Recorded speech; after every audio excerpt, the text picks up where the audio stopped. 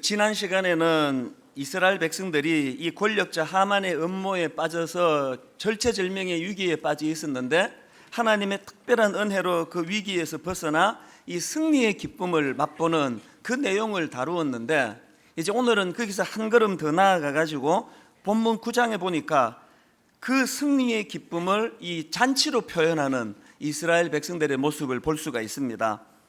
이 잔치라는 관점으로 본문을 한번 보시면요, 9장 17절에서 19절입니다.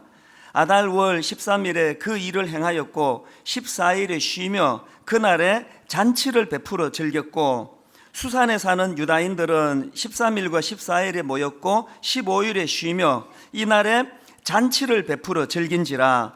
그러므로 시골의 유다인 곧 성이 없는 고을고을에 사는 자들이 아달월 14일을 명절로 삼아 잔치를 베풀고 즐기며 서로 예물을 주더라. 여기 보니까 지금 계속 반복되는 표현이 잔치예요. 잔치를 베풀고 즐겼고 잔치를 베풀어 즐기더라, 잔치를 베풀고 즐기며, 이 표현이 계속 반복이 되는데요, 사실 이 에스더서를 관통하는 키워드 중에 하나가 이 잔치라는 컨셉입니다.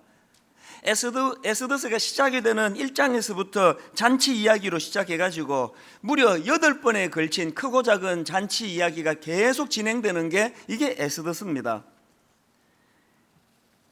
우리가 이 에스더서에 나오는 잔치라는 키워드를 가지고 얻을 수 있는 메시지가 뭐냐 하니까, 이 세상에는 두 종류의 잔치가 있다는 겁니다. 하나는 인간이 주도하는 인간의 잔치가 있고, 또 하나는 하나님이 주도하시는 하나님의 잔치가 있다는 겁니다. 이 인간이 주도하는 잔치의 특징이 뭐냐 하니까, 우선 겉으로 보기에 화려합니다. 매력적입니다. 사람의 마음이 끌립니다.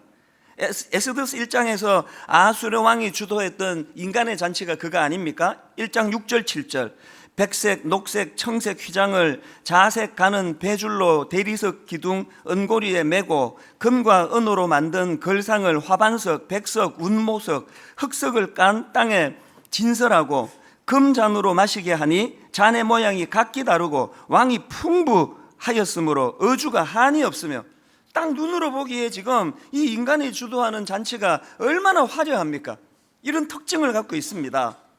그런데 문제가 뭐냐 하면은, 이렇게 화려하게 시작한 인간의 잔치지만 이 인간의 잔치에는 울분과 분노로 마무리되기 쉬운 그런 특징을 갖고 있다는 겁니다. 1장 12절 그러나 왕후 와스디는 내시가 전하는 왕명을 따르기를 싫어하니 왕이 진노하여 마음속이 불 붙는 듯 하더라.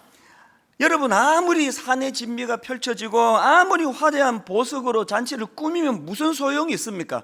그 마음속에 울분과 분노가 차가지고 마음에 평강이 없는데요, 이게 인간이 배설하는 잔치라는 겁니다.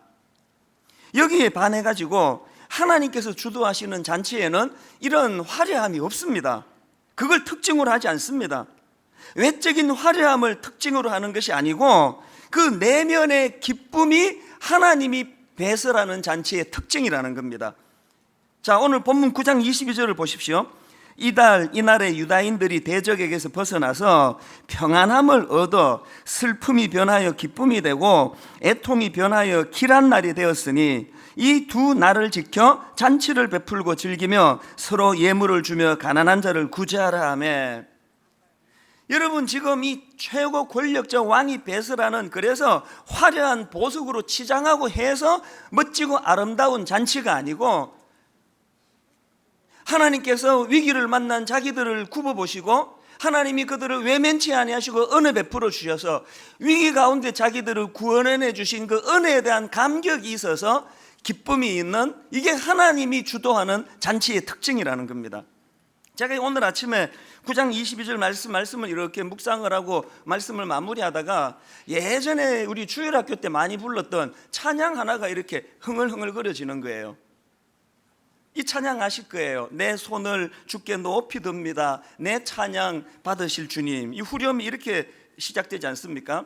슬픔 대신 희락을, 제 대신 화관을, 근심 대신 찬송을,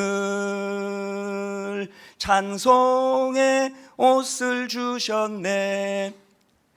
제가 아까 일부 시간에 이렇게 원고에도 없었고 부를 계획도 없었는데 너무 감동이 돼서 이 찬양이 이렇게 툭 튀어나와가지고 1절부터 끝까지 제가 불렀는데요, 찬양을 부르다가 내가 무슨 상처가 떠올렸냐 하니까, 지난주 제가 두바이 가서 집회를 하지 않았습니까?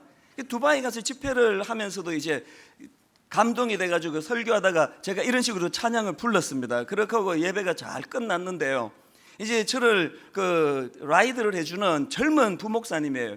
같이 이제 점심을 먹는데 이 사람이 밥을 먹다가 뜬금없이 무슨 질문을 하냐니까, 목사님 아까 설교 중에 그게 노래를 부르신 거죠? 이렇게 이야기를 하는데요, 그럼 네가 듣기에 내가 그럼 창을 했니? 창을? 굉장히 이게 상처가 되더라고요. 그래서 제가 아까 1부 때 이 찬양을 부르다가 혹시 또 여러분 중에서도 또 그렇게 힘들어 하시는 분이 계실까봐 이거 내가 괜히 시작했나 그런 생각을 했는데요, 그래서 제가 이제 당분간은 두바이에는 안 갈 생각이에요. 그 목사님이 딴 지방으로 가기 전에는, 이게 다 농담이긴 하지만, 비록 제가 목소리 안 좋은 거 알아요. 음정도 불안하고요. 하여튼 그러나 내가 그 목사님께 항의하고 싶은 게 뭐냐 하면은요, 목소리 안 좋고 음정 불안하고 박자 불안해도 내 안에 이 구원의 감격, 나 같은 것을 굽어 살펴봐 주시고 위기를 만날 때마다 나와 함께 해주셨던 그 은혜의 감격이 있으면 이것이 노래로 흘러나오는 거예요. 하나님이 주도하시는 잔치에는요, 이 기쁨이 있습니다.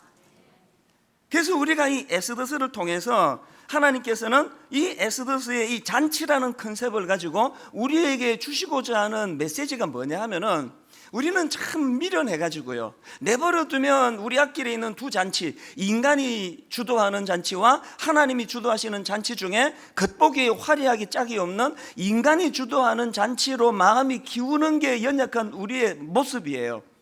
그래서 이 에스더스를 통해서 하나님께서 무슨 메시지를 주시는가 하면은, 그렇게 화려한 외적인 그 무엇이 있어서 매력적으로 보이는 인간이 주도하는 그 잔치지만 거기에는 상처밖에 없다.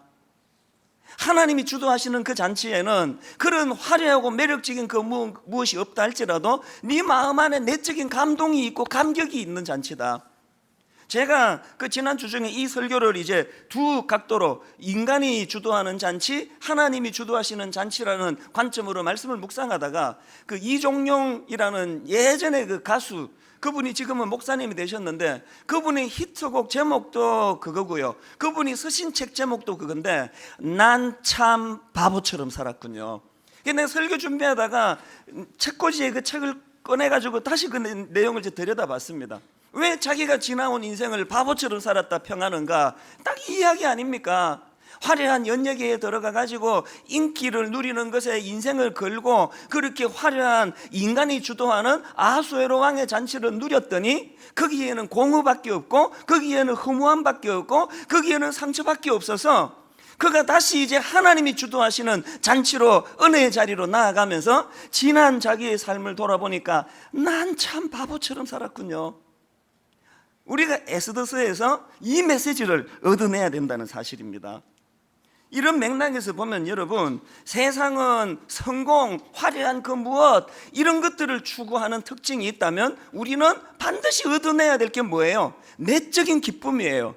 화려한 그 무엇이 아니고 살아계신 하나님, 독생자 예수 그리스도, 나 같은 것을 외면치 아니하시고 긍휼히 여기셔서 날 구원해 주신 그 보혈의 은혜에 대한 감격이 내게 있느냐 없느냐가 우리 신앙생활에 굉장히 중요한 잣대라는 거예요.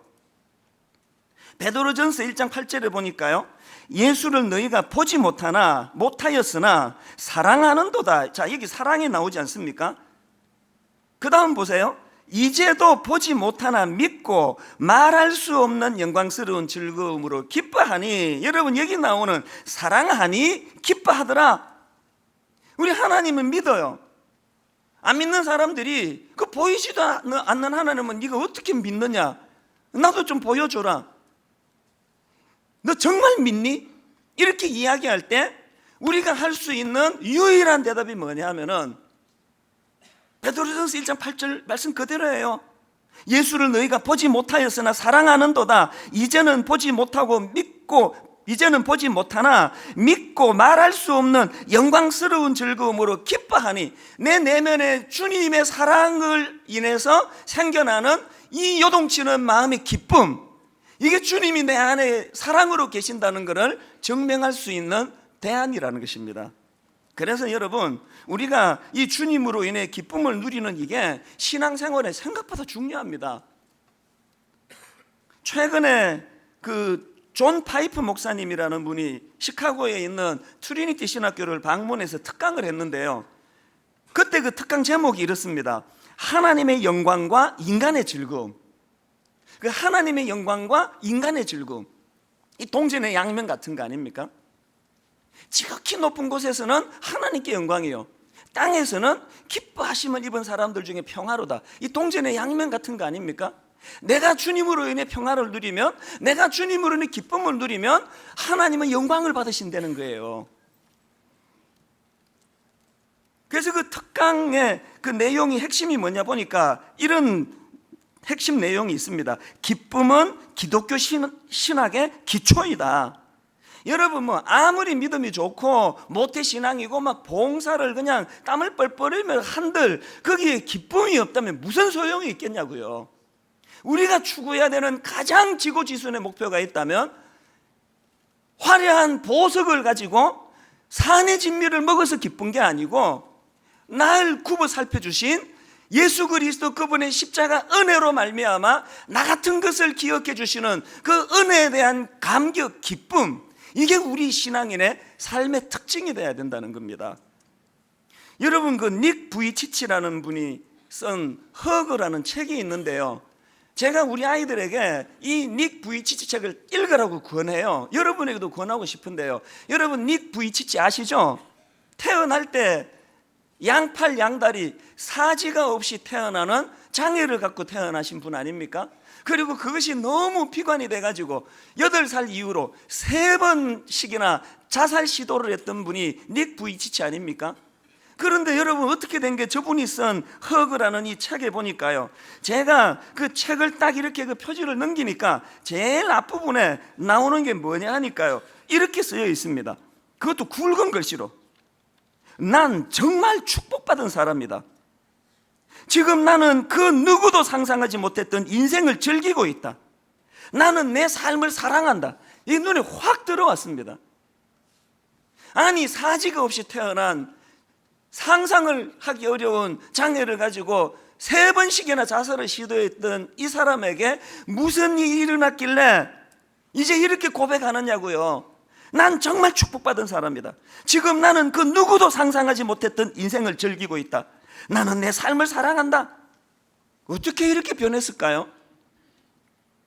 여러분, 인간이 주도하는 잔치에서는요, 이런 분은 이렇게 고백할 수 없습니다. 인간이 주도하는 잔치에는 우선 매력적이어야 돼, 잘생겨야 돼요. 못생기면 성형수술을 해서라도 이쁘게 자기를 꾸며야 돼요. 그리고 돈이 많아야 되고, 비싼 차를 몰아야 되고, 100평짜리 아파트에 살아야 되고, 이런 화려함으로 자기를 드러내는 게 인간이 주도하는 잔치예요. 그래서 이분은 3번이나 자살을 시도했습니다. 그랬는데 은혜를 받은 거예요. 인간이 주도하는 잔치에서 상처밖에 받을 게 없었는 그가 하나님이 주도하시는 잔치로 인생이 옮겨지고부터 자기 존재가, 그래서요, 그 굵은 글씨로 써놓았던 그 글씨 다음으로 그 다음 장을 넘기니까요, 이어서 나오는 글이, 여는 글 제목이 이렇더라고요. 숨막히도록 멋진 인생을 위하여. 제가 이걸 보고 약간 반성을 했습니다. 저도 제 인생이 난 멋지다고 생각하거든요. 뭐 외모나 뭐 노래나 이런 거랑 상관없이 저는 제 인생이 멋지다고 생각하는데, 숨 막히도록 멋지다고는 생각을 안 했는데, 제가 이 닉 부이치치를 보고 도전을 받았어요. 그래서 내가 내 인생도 숨 막히도록 멋질 때까지 숨을 못 쉬게 해서라도 내가 멋진 인생이 돼야 되겠다. 여기에요, 좋은 차를 몰고 다니고 예쁜 얼굴을 가지고 있고 여기에 그냥 부유하고 다 갖추고도 여러분이 인생이 멋지다는 생각을 못 하시는 분들은 심각하게 자기 인생을 돌아봐야 됩니다. 인간의 잔치에서 지금 헤매고 있는 거 아닙니까? 그 책 1장 소제목이요, 절망이 희망이 되는 삶, 모든 크리스찬의 삶을 한마디로 요약해 놓은 거 아닙니까? 아수에로 왕의 잔치에는 절망이 없습니다. 처음부터 화려했어요. 그러나 예수를 주인으로 믿고 모시는 우리 인생은요, 그런 화려한 걸 추구하는 게 아니에요. 아픔이 많아요. 상처가 많고 눈물이 많아요. 그런데 그 절망을 희망으로 바꾸어 주시는 그분, 예수 그리스도, 그분이 주도하는 잔치기에 이런 고백이 나오는 거 아닙니까? 그래서 여러분, 우리도 닉 부이치치처럼 이런 꿈을 꾸어야 돼요. 오늘 한국교회는 그야말로 영적 우울증 상태 아닙니까? 한국교회는 영적으로 지금 열등감에 빠지고, 한국교회는 지금 패배의식에 사로잡혀 있기 때문에 이 어두운 먹구름을 몰아내기 위하여 먼저 저와 여러분이 하나님이 주도하시는 잔치에서 이 은혜를 누려야 돼요. 그래서 내 지금 상황과 여건과 외모와 목소리와 이런 매력 없음, 이런 거랑 상관없는 내면에 날 구원해 주신 하나님의 은혜로 인하여 생기는 기쁨이 회복이 돼야 돼요. 그리고 이 기쁨을 흘려보내줘야 돼요. 이 일이 우리가 해야 될 일들입니다. 그래서 저는 오늘 이런 맥락에서 본문 말씀을 가지고요, 어떻게 하면 우리 내면의 기쁨이 회복될 수 있을까, 그리고 이것을 흘려보내고 이 기쁨을 확산시킬 수 있을까, 닉 부이치치처럼 본문을 중심으로 한 3가지 이 기쁨을 확산시키기 위한 전제를 제가 살펴보았는데, 첫째로요, 여러분 정말 기쁨을 얻기 원하십니까? 기쁨을 확산시키기 원하십니까? 함께의 기쁨을 맛보셔야 합니다. 본문 9장 17절 18절을 다시 한번 보십시오. 아달월 13일에 이 일을 행하였고 14일에 쉬며 그날에 잔치를 베풀어 즐겼고, 수산에 사는 유다인들은 13일과 14일에 모였고 15일에 쉬며 이날에 잔치를 베풀어 즐긴지라. 그리고 그 다음 19절, 그러므로 시골의 유다인 곧 성이 없는 고을고을에 사는 자들이 아달월 14일을 명절로 삼아 잔치를 베풀고 즐기며 서로 예물을 주더라. 기쁨의 확산에 함께 기쁨을 나누는 거예요. 여러분, 1장에 나오는 인간이 주도하는 잔치, 아수르 왕의 잔치의 특징이 뭐냐 하니까요, 자기 쾌락을 위하여 주변 사람들을 동원하는 특징이 있습니다. 내 기쁨을 위하여 들러리로 사람을 자꾸 동원을 시켜요. 여기에 반해가지고 하나님이 주도하시는 잔치는 내 쾌락을 위하여 사람을 동원하는 게 아니라 내 이 넘치는 기쁨을 흘려보내려고 사람을 모으는 거예요. 종종 저는 묻습니다. 내 목회가 내 종교적인 스타가 되고 싶고 내 야망, 내 욕망을 이루어내기 위하여 사람들을 끌어모으고 동원하는 목회인가, 아니면 내 목회가 내 안에 흘러넘치는 이 기쁨을 흘려보내고 있는 목회인가? 가정 점검해 보셔야 됩니다. 여러분의 가정의 그 자녀들이 또 부부간에 여러분의 기쁨이 지금 그 다른 가족들에게 흘러가고 있습니까? 이 부림절이라고 하는 것은 이 에스더서에서 구원의 손길을 베풀어 주신 하나님 은혜를 기념하고 기뻐하는 것이 부림절인데, 이 부림절의 정신이 함께의 정신이에요. 이런 맥락에서 저는 철학자이자 소설가입니다, 움베르토 에코라는 분이 쓴 책 제목 하나에 내 마음이 꽂혔습니다. 제목이 이래요. 타인이 적이 되면 내 속엔 지옥이 싹튼다. 타인이 적이 되면 내 속엔 지옥이 싹튼다. 그 책에서 저자인 움베르토 에코가 언급한 그 한마디, 저는 이걸 메모해 놓고 들여다보고 있습니다. 이렇게 말을 했습니다. 우리는 타인을 적으로 만들고 그 위에 산자들의 지옥을 건설한다. 이거 정말 무서운 이야기 아닙니까? 주님은 죽지 않는 이 땅에서의 삶 가운데서도 하나님 나라를 경험할 수 있다고 말씀하시는데, 그 하나님 나라로 우리를 초대하시는데, 우리는 지금 타인을 적으로 만들어 놓고 지독하게 누구를 미워하고, 그리고는 그렇게 해서 만들어진 지옥에서 고통하고 괴로워하고 있는 게 우리 아닙니까? 우리는 타인을 적으로 만들고 그 위에 산자들의 지옥을 건설한다. 집회를 다녀보면은 너무나 많은 교회에서 저는 이런 모습을 봐요. 봉사를 많이 하시는데 왜 그렇게 저분이 화가 나 있을까? 왜 저렇게 서로서로 미워하면서 저렇게 봉사를 하고 있을까? 그게 지옥이래요. 그게 인간이 주도하는 잔치에서 너무너무 화려한 그 이면에 서로를 미워하면서 지옥이 만들어지는 게 인간이 주도하는 잔치고요, 하나님이 주도하시는 잔치는 보석으로 꾸며져서가 아니고 거기에 하나님의 용서와 사랑과 이 흘려보내는 기쁨이 있어서, 그래서 그곳이 하나님 나라가 되는 것, 이게 하나님이 주도하시는 잔치예요. 분당 우리 교회는 어디에 해당이 됩니까? 여러분의 가정은 어디에 해당이 됩니까?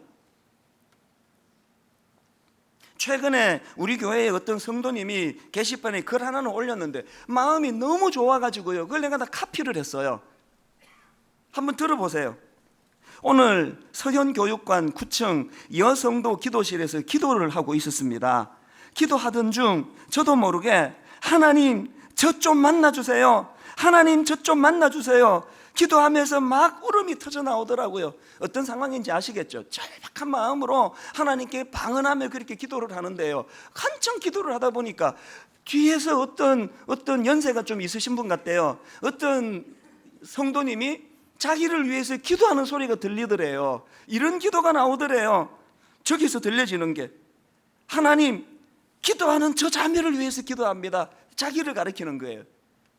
기도하는 저 자매를 위해서 기도합니다. 하나님 저 자매의 아픔을 만져주시고 만나주세요 하고 기도하는 것을 들었습니다.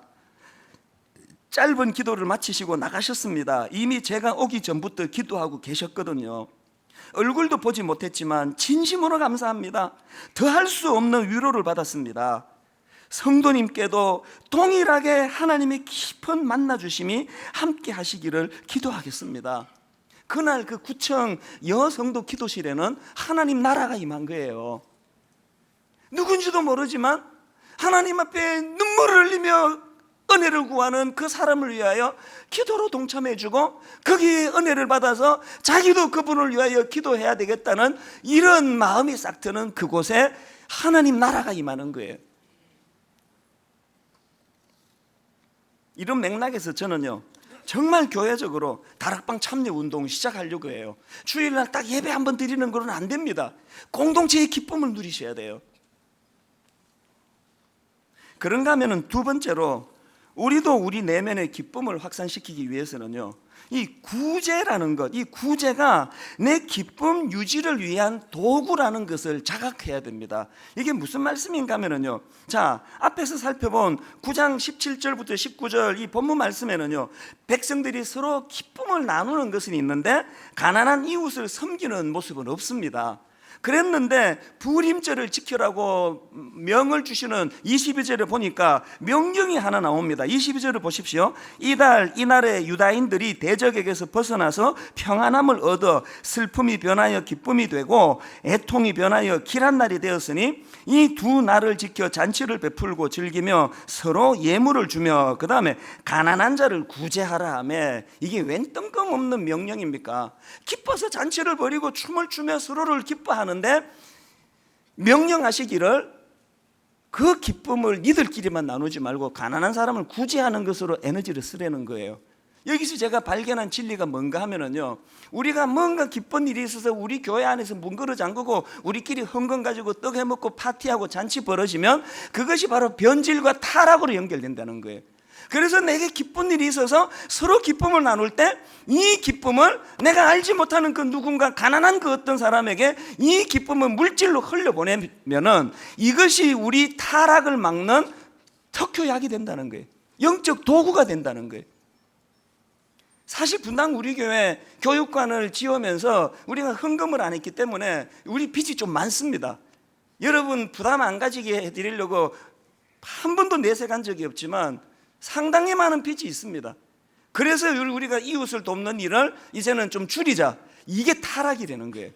우리 교회가 지금처럼 계속 움직이기 위해서는 우리도 어렵지만 여전히 분리 깨쳐가고 약한 교회도 없고 또 발굴해서 찾아서 도와주고, 아까도 제가 주례했던 젊은 부부 어머님이 데리고 왔어요.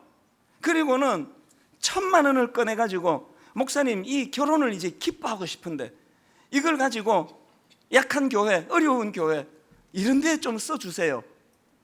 그 어머니가 그 젊은 그 부부 며느리에게, 아들 며느리에게 뭘 교육하고 싶으시겠냐고요. 이 잔치의 기쁨을 우리끼리 떡에 먹는 것으로 끝나지 않고 이것을 그 연약한 교회를 위하여 흘려보낼 때 이 기쁨은 변질되지 않는, 이 기쁨은 타락하지 않는 하나님이 주도하는 잔치가 될 수 있다는 것입니다. 지난 특세 때 우리가 긴급 구호 헌금을 하나님께 드리지 않았습니까? 여러분이 너무나 많은 헌금을 주시고 5억이 넘는 헌금이 은행으로 계속 들어오고 있는 중이에요.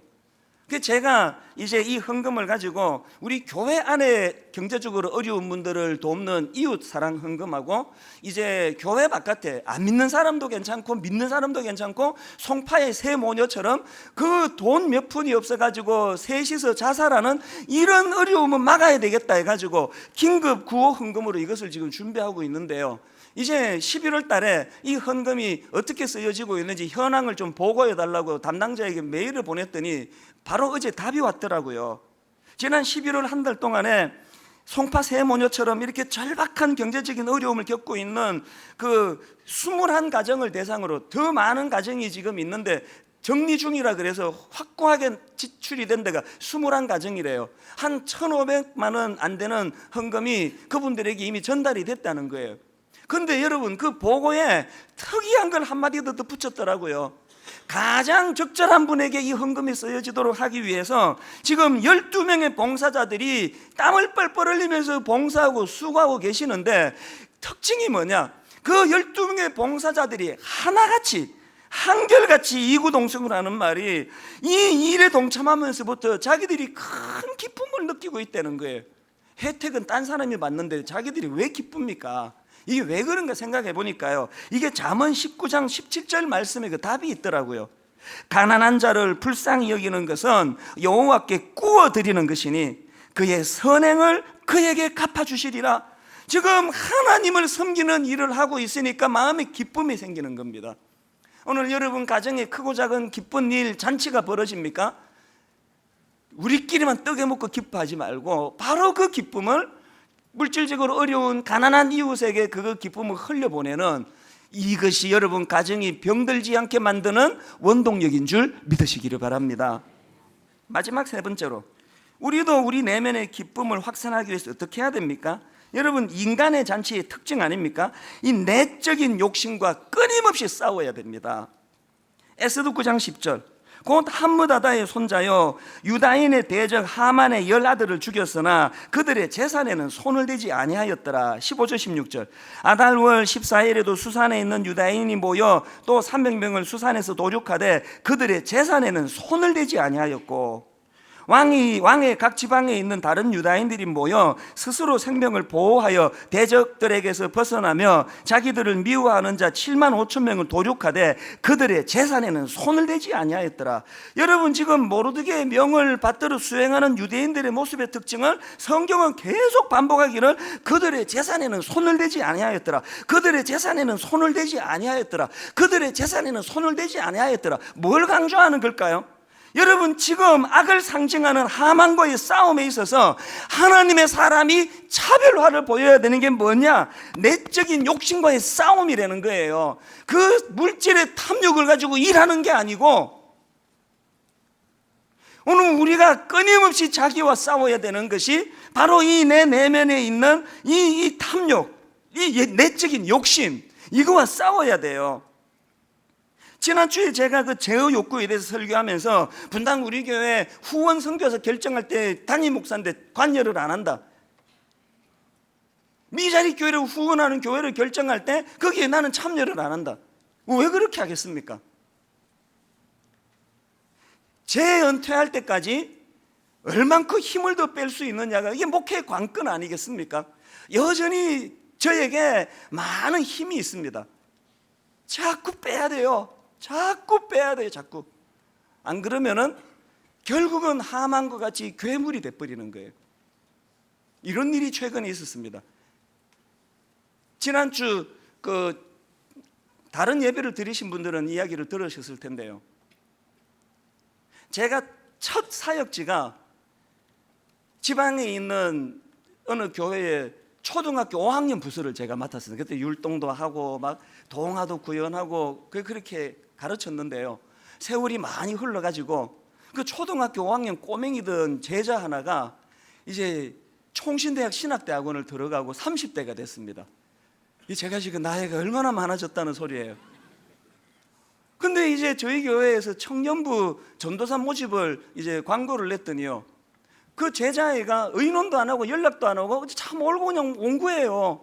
와가지고 이제 뭐 주스 하나 사들고 와가지고 막 자기를 이제 호소하는 거예요. 그 사역하던 교회에서 너무 상처를 받고 아픔이 많고 그래서 치유가 필요한데, 그래도 목사님이 저를 키우지 않으셨습니까? 교육전사로 좀 써주세요. 이제 청탁하러 온 거예요. 근데 불행하게도 그 심사를 제가 하는 게 아니에요. 그냥 내가 사정을 설명하고 그 서류를 다 주면은 내가 이거를 잘, 그래도 담임 목사니까 내가 잘 청탁해 볼게. 그러고는 이제 그 심사하는 교역자들에게 넘겨줬어요. 한 며칠 있다가 메일로 답이 왔어요. 목사님 죄송한데 탈락입니다. 야, 그 얼마나 민망해요. 내가 그 담임 목사인데. 그러나 여러분, 내가 그 제자에게 결과를 이야기해 주면서 나는 이게 우리 교회라서 나는 좋다. 우리가 내버려두면 아하수에로 왕의 자리로 모든 걸 자기가 제어하려고 그러고 내 안에 이 내적인 욕구가 통제가 안 되기 때문에 끊임없이 싸워야 돼요. 여전히 저는 힘을 많이 갖고 있습니다. 여전히 교역자 마음대로 제가 뽑을 권한이 사실 있고요. 자꾸 이것을 죽여나가야 돼요. 자꾸. 그렇게 해서 인간이 주도하는 잔치 같은 교회가 아니고 저도 한 종에 불구하고 하나님이 주도하시는 잔치 같은 교회로 만들어 드려야 된다는 것입니다. 저는 오늘 세 가지를 말씀을 드렸습니다. 여러분, 우리가 하나님이 주도하시는 이 하나님의 잔치가 되도록 그런 인생이 되기 위하여 함께 기쁨을 맛보는 신앙생활, 구제가 내 기쁨을 위한 도구라는 것을 자각하는 신앙생활, 인간 잔치의 특징인 내적인 욕심과 끊임없이 싸우는 신앙생활, 이런 것들을 통하여 인간이 주도하는 잔치 같은 인생이 아니고 하나님이 주도하시는 아름다운 잔치 같은 인생이 되시기를 바랍니다. 저는 이 말씀을 준비하면서 스바냐 3장 17절이 너무 가슴이 저에게 벅차게 다가왔습니다. 너의 하나님 여호와가 너의 가운데 계시니 그는 구원을 베푸실 전능자이시라. 그가 너로 말미암아 기쁨을 이기지 못하시며 너를 잠잠히 사랑하시며 너로 말미암아 즐거이 부르며 기뻐하시리라 하리라. 하나님이 제가 큰 교회 만들어서 이쁘신 게 아니래요. 여기 유능한 설교자라서 이쁘신 게 아니래요. 그게 관심이 있는 분이 아니에요. 나는 그냥 네 존재가 좋다. 하나님이 기쁨을 이기지 못하시는 하나님의 자녀로서의 나, 닉 부이치치가 비록 사지가 없는 인생으로 살아가지만 그 영혼을 기쁘게 보시고 그 영혼을 구원해 주신 하나님 온통 마음이 그에게 쏠리면서 네 어떤 모양을 하고 네가 살아가든지 상관없이 나는 네가 내 소유, 내 아들, 내 자녀이기 때문에 너는 세상에서 가장 아름답다. 이 하나님의 메시지를 닉 부이치치가 받고 살기 때문에 여러분, 그가 그 내면에 숨막히도록 멋진 인생이라고 고백할 수 있다면 오늘 이런저런 아픔과 상함과 낙심과 또 열등감 이런 것들로 상한 분들이 계시다면 오늘 예배 가운데 인간이 주도하는 자리에서 빨리 나오셔서 하나님이 주도하시는 자리로 옮기셔서 이 사랑받는 자가 누리는 기쁨을 누리시는 여러분 되시기를 바랍니다. 우리 주 예수 그리스도의 은혜와 하나님 아버지의 다함없는 사랑과 성령님의 감동, 감화, 유로교통 충만하심의 역사가 오늘 주신 말씀 마음에 담고 힘 얻어 달려가기로 다짐하는 모든 주의 자녀들 머리 위에 지금부터 영원토록 함께 하시기를 간절히 축원하옵나이다. 아멘.